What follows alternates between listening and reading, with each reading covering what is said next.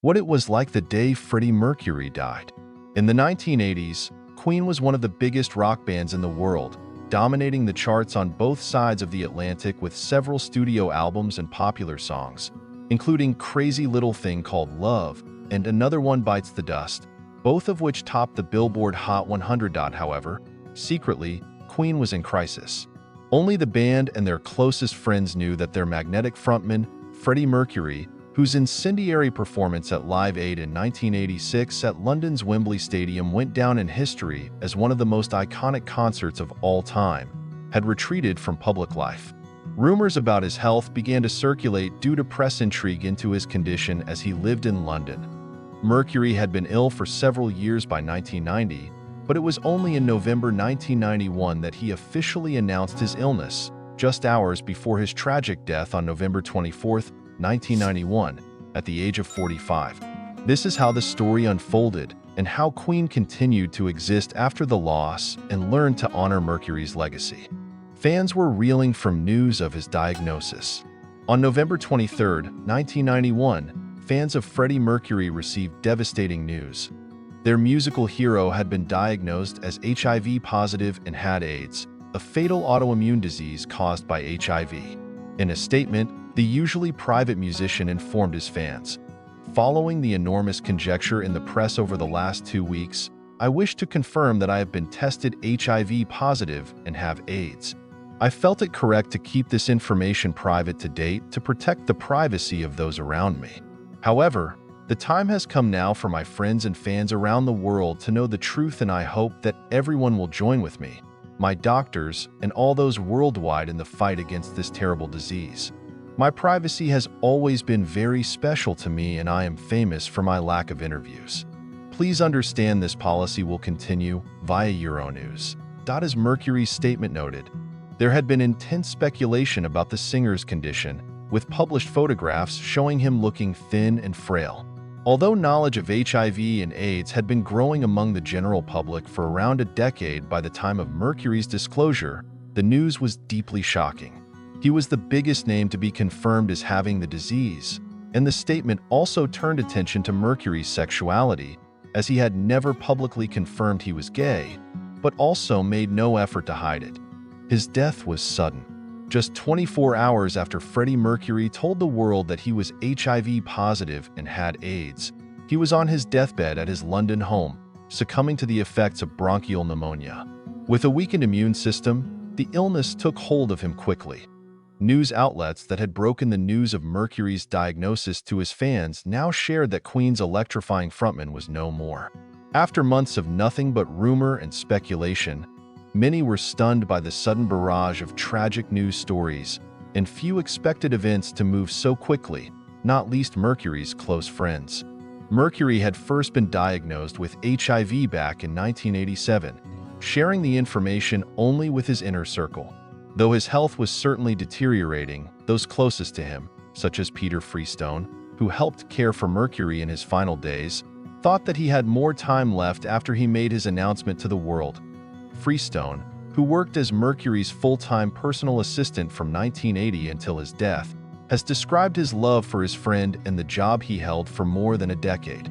But he has also described his shock at Mercury's death despite knowledge of his condition, telling Smooth Radio, "There was no indication at that time that Freddie would slip away so quickly. We all knew it could not be too long. But Freddie's doctor had said that he could be with us for quite a few days longer. I tend to feel that Freddie had decided he had had enough, and it was time to go under his own terms." Mercury was brave in the face of death. Freddie Mercury's longtime personal assistant Peter Freestone claims Mercury was aware his health was declining in the mid-1980s, which is why he decided to get tested for HIV.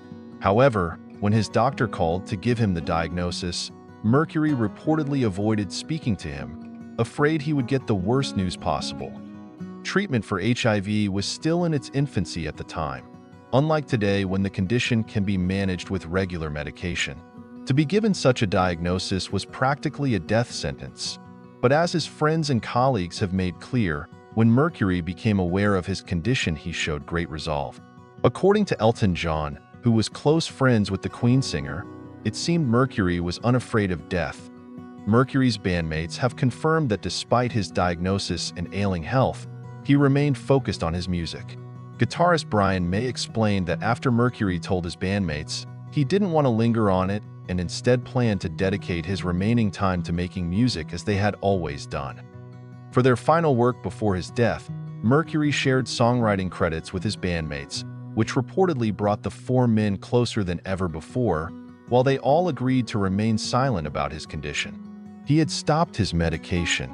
Despite Freddie Mercury's diagnosis and his declining health, Queen did manage to return to the studio and continue to write and record music in the years leading up to his death.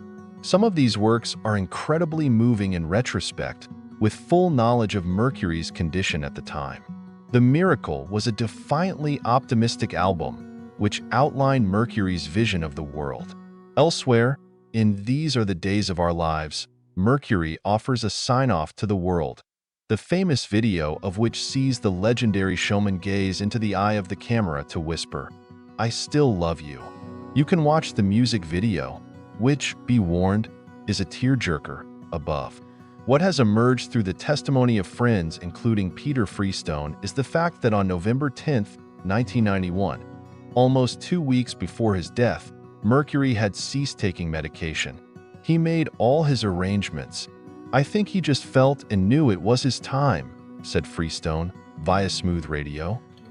The quality of his life had changed so dramatically, and he was in more pain every day, explains his lifelong partner Mary Austin. He was losing his sight. His body became weaker as he suffered mild fits. One day he decided enough was enough and stopped all the medical supplements that were keeping him going via Smooth Radio. He had his friends around him. Freddie Mercury, the legendary lead vocalist of Queen, died on November 24, 1991, at his home in Kensington, London, due to complications from AIDS-related bronchial pneumonia. Despite his immense fame, Mercury maintained a private life, especially as his health began to decline. He disliked interviews and celebrity culture for its own sake, preferring to surround himself with people who made him laugh. Mary Austin, Mercury's one-time girlfriend and lifelong friend, lived with him at his London home and was with him until the end of his life. The two had met before Mercury's megastardom, when the singer was 24 and Austin was 19. Mercury described Austin as the woman who would have been his wife and the love of his life, and the song "Love of My Life" was reportedly written about her. Peter Freestone, Mercury's personal assistant, played a crucial role in his final months. Freestone recalls that Mercury was so weak towards the end of his life that a bodyguard had to carry the singer downstairs so that he could view his art collection. Others continued to visit Mercury, including Dave Clark of the Dave Clark 5, who was reportedly at Mercury's bedside when he died. Some corners of the press were unsympathetic. Freddie Mercury's death on November 24, 1991, at the age of 45 from AIDS-related complications was a watershed moment in how society perceived the HIV/AIDS epidemic and the LGBTQ+ community. Despite the progress made since then, attitudes towards HIV/AIDS and homosexuality in 1991 were still quite different, as reflected in the news coverage of Mercury's illness and death, especially in the British tabloid press. While most major news outlets honored Mercury as a singular artist and performer, and fans mourned his premature death from a disease that had taken so many lives in the 1980s and 1990s, some sensationalist journalists and editors sought salacious angles, often spilling over into blatant homophobia. At a time when HIV was wrongly considered a disease that affected only gay men, some corners implied that Mercury's death was a form of moral justice for his promiscuity, an aspect of his life he had not attempted to hide in interviews. Director James Rogan, in an interview with the Pink News, recalled the horror of uncovering headlines like, "I'd shoot my son if he had AIDS," and others that were unabashedly homophobic during the making of the documentary Freddie Mercury, The Final Act. The stigma surrounding HIV, AIDS, and homosexuality was deeply entrenched, and it would take time for society to progress in its understanding and acceptance of these issues. The band was angry at Mercury's treatment. In the weeks following Freddie Mercury's death, Many of the same tabloids that had secretly published photos of him looking frail in his final months focused on uncovering sensational details of Mercury's life on the London gay scene and accounts of his sex life. Grieving their loss, the other members of Queen were shocked by the treatment their friend and bandmate received in the press, an aspect of his death that they were still angry about years later, with his bandmate Roger Taylor describing the journalists who hounded him as vultures per days of our lives. "I have never gotten over his death," said Taylor. "None of us have. I think that we all thought that we could come to terms with it quite quickly, but we underestimated the impact his death had on our lives. I still find it difficult to talk about. For those of us left, it is as though Queen was another lifetime entirely via Rolling Stone." The news changed perceptions of AIDS. In the documentary Queen, Days of Our Lives, it is revealed that Freddie Mercury's bandmates closed ranks and kept the singer's condition private to prevent his life from becoming a media circus. They chose to lie to the world about his health to allow him to spend his last years working as he wished. Producer Dan Hall praised Queen's actions as examples of solidarity, standing by their friend and denouncing the vilification of homosexuality after Mercury's death. Freddie Mercury's death in 1991 sparked intense discourse around HIV and AIDS, coinciding with other high-profile cases like Magic Johnson's diagnosis and British theatre director Tony Richardson's illness.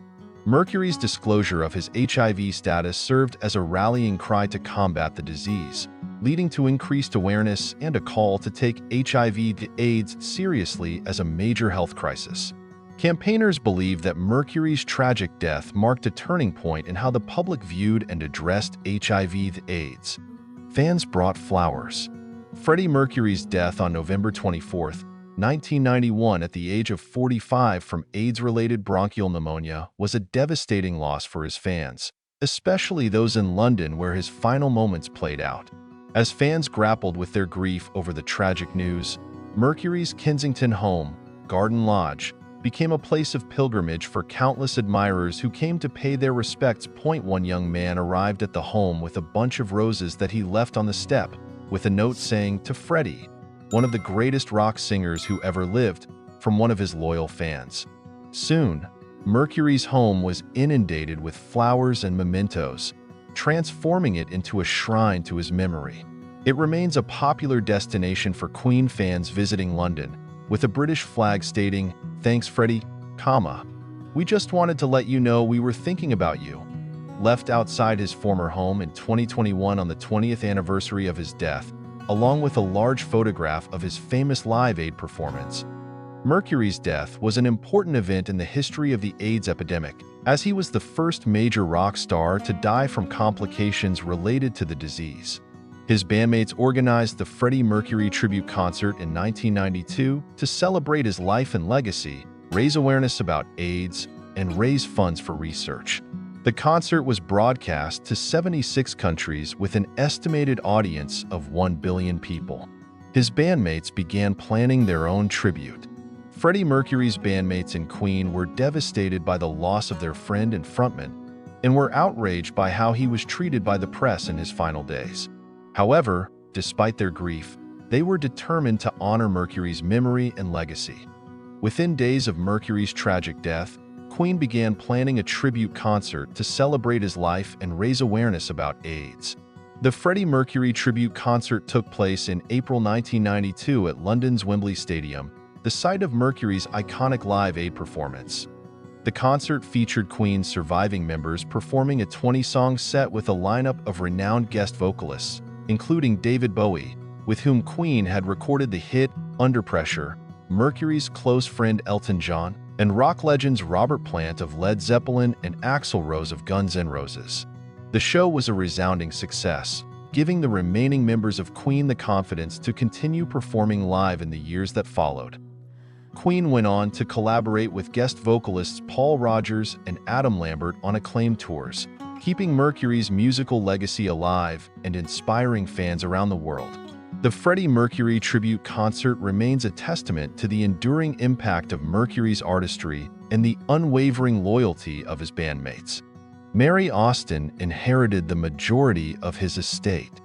Freddie Mercury was known for his kindness and generosity, which included countless charitable donations and extravagant gifts for his friends. At the time of his death, his net worth was believed to be in the region of £75 million, $131 million in 1991, and over $300 million in 2024. In his last will and testament, Mercury left half of his estate to Mary Austin, who he described as his common-law wife. Austin inherited the Kensington mansion they shared together, as well as the majority of his possessions, such as his art collection. The rest was divided among family members, with friends and romantic partners such as Jim Hutton and Peter Freestone receiving six-figure cash gifts or property. Though Mercury had many friends and lovers throughout his life, none were as close to him as Austin, who supported him in the early days when he was broke and trying to make it as a rock star. She was at his side to the very end, and was charged with possession of Mercury's ashes after his death. She has never revealed where she scattered them, in tribute to her friend, to a very private icon. Mercury's funeral service was conducted on November 27, 1991 by a Zoroastrian priest at West London Crematorium, where he is commemorated by a plinth under his birth name. In attendance were his family and 35 of his close friends, including Elton John and the members of Queen. In accordance with Mercury's wishes, Mary Austin took possession of his cremated remains and buried them in an undisclosed location.